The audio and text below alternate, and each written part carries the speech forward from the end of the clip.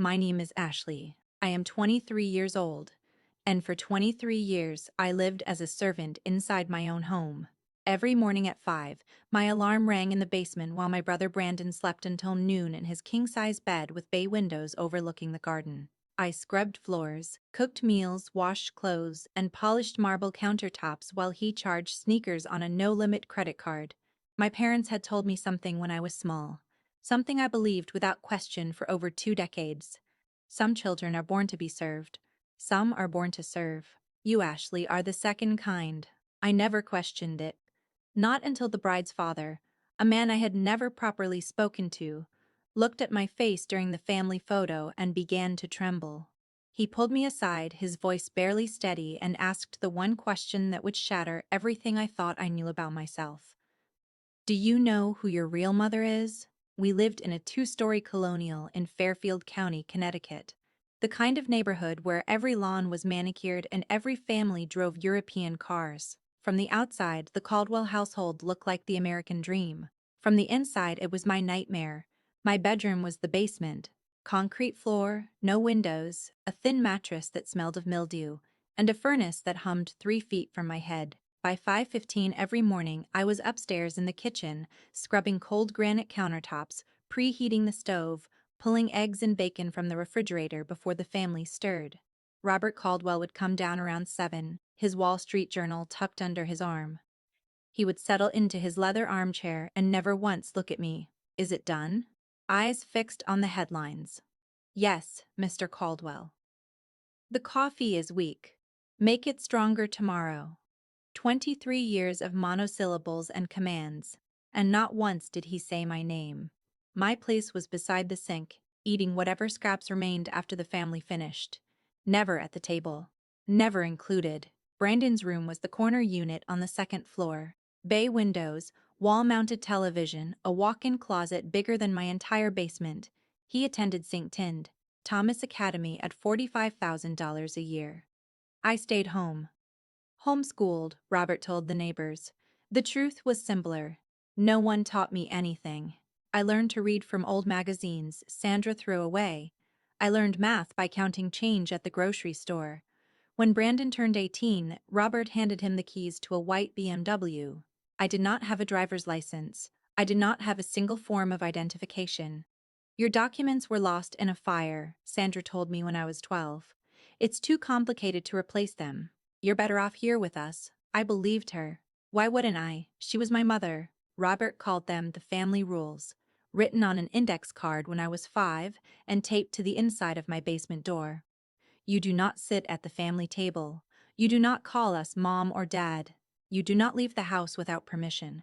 You do not speak to strangers. The consequences lived in the kitchen pantry. A thin rattan cane hidden behind the cereal boxes. Robert only had to use it twice before I understood. The first time I was 7. The second time I was 16. At 16, I had saved grocery change for months, $17.32, coin by coin, and walked 3 miles to the bus station. The morning air tasted like freedom. I was going to find someone who could help me. 2 officers brought me back within 2 hours. I tried to tell them.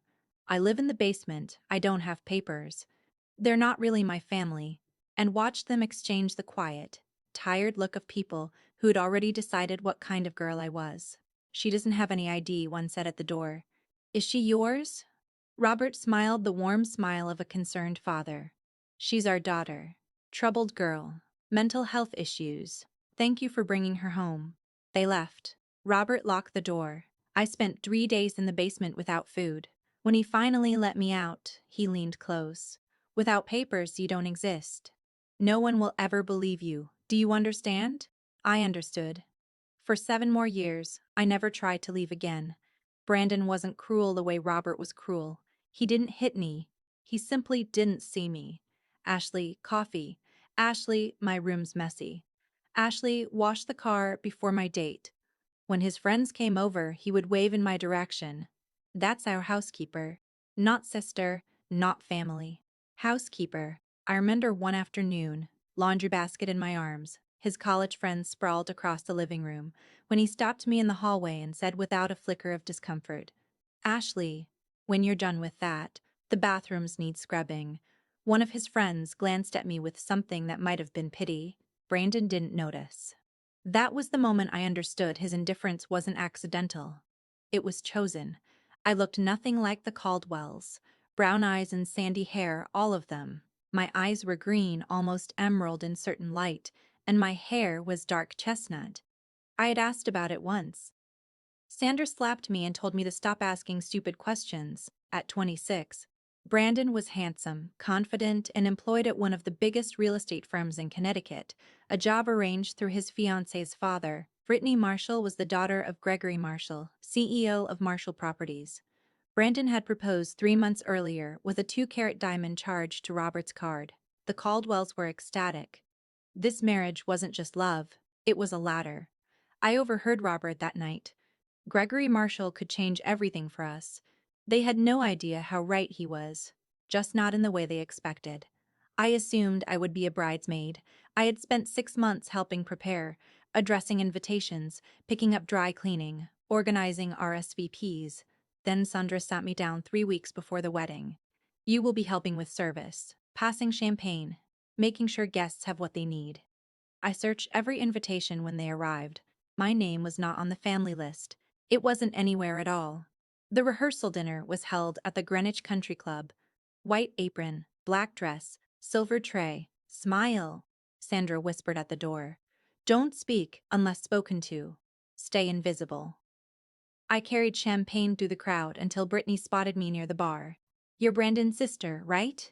Why aren't you sitting with the family? Before I could answer, Sandra appeared at my elbow. Ashley prefers to help out. She's shy. She patted my arm with the warmth of a woman performing for cameras. That was when I noticed Gregory Marshall. He stood near the railing with a glass of scotch, watching me. Not glancing. Watching. With the focused expression of someone trying to place a half-remembered face. His eyes moved from my hair to my eyes to the angle of my jaw, and something shifted in him. He crossed the room slowly. Excuse me, what is your name? Ashley, sir. Ashley. He said it quietly, then almost to himself. You have her eyes.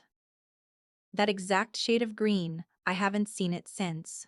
He stopped. He looked at me again, harder. How old are you? 23. His jaw tightened. He breathed steadily, composing himself. Do you happen to know who your birth mother is? Before I could answer, he excused himself and walked toward the parking lot, phone already at his ear. That night, I sat alone in the basement with the only photograph I owned of myself with the family. I was 5, standing at the edge of the frame while Robert, Sandra, and toddler Brandon posed by the Christmas tree. They were touching. I was alone, in 23 years, not a single photo where I stood beside them. I thought about Gregory's face, the way he had gone pale. He had looked at me like he recognized something. Not me, exactly, but something in me, like a door he thought was sealed had cracked open an inch. That was ridiculous, I told myself. No one had ever looked for me. No one had ever wanted me. The Ritz-Carlton Grand Ballroom glittered with crystal chandeliers and white roses, the air thick with their sweetness. They entered through the front doors. I came in through the loading dock. I stood at the back during the ceremony, holding champagne I was not allowed to drink, watching my family from 50 feet away as Brandon's voice cracked over his bows, and Brittany's eyes glistened. In the light, when the photographer called for portraits, Gregory's voice cut through the silence. She's family. He gestured toward me. Ashley, please come stand beside me. This is where you belong. Robert's face flushed red, but he could not object, not to the man who had paid for everything. Gregory placed his hand on my shoulder as the camera flashed. Then I heard him murmur, zooming into the preview screen, those eyes, that chin, my God. He stepped away, phone already out. I caught only fragments. It's her. Reopen the 2003 case. I want a DNA kit tonight. My heart stopped.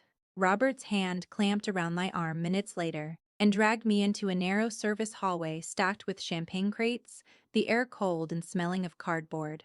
What did you tell him? Whiskey on his breath. Nothing. Why is Marshall asking about your mother? He shoved me against the wall. Without papers, you don't exist. Say one word and I'll throw you out with nothing.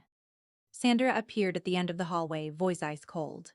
"We are your family. We saved you. Without us, you would be nothing." She smiled her practiced smile and walked away. I stood there shaking. But something in me had shifted, small, irreversible. On the terrace that night, Gregory showed me a photograph. Old, faded, soft at the edges.